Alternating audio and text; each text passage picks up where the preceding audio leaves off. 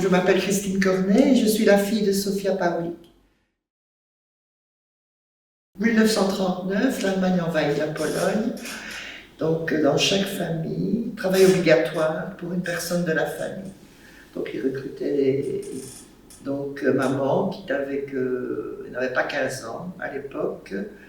C'est elle qui a été choisie et désignée pour partir travailler en Allemagne. Ce n'était pas obligatoire pour les personnes jeunes et mariées avec des enfants, mais maman étant jeune, seule, c'était la dernière de la famille, donc c'est elle qui a été désignée pour partir en Allemagne. Ils ont été donc transférés en Allemagne dans des camions à bestiaux. Et elle s'est retrouvée dans le sud de Brandenburg, à Glieneke, dans une ferme, durant les 5 années de guerre. Travail très très dur, hein.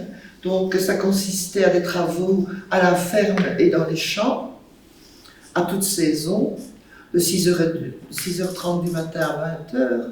Pour un enfant de 15 ans, c'était quand même très très difficile, hein, très très dur. Donc les années ont passé, on n'avait plus de contact avec sa famille, pas de correspondance.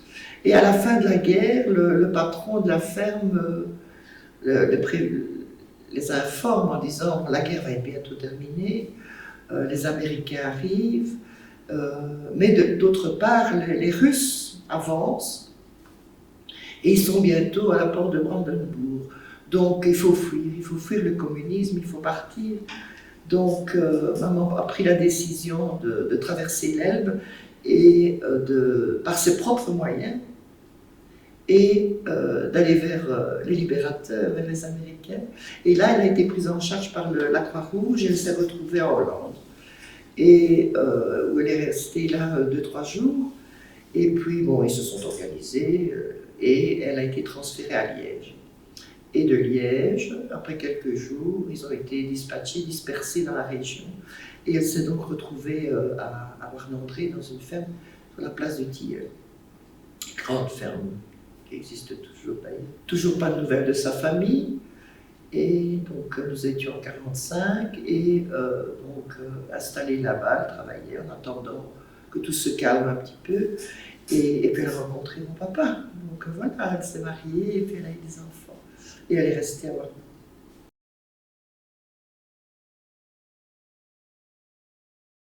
Dans les années 50, avec des censures bien sûr, puisque la Pologne était vraiment sous domination russe. Donc ce n'était pas facile, la correspondance n'était pas facile.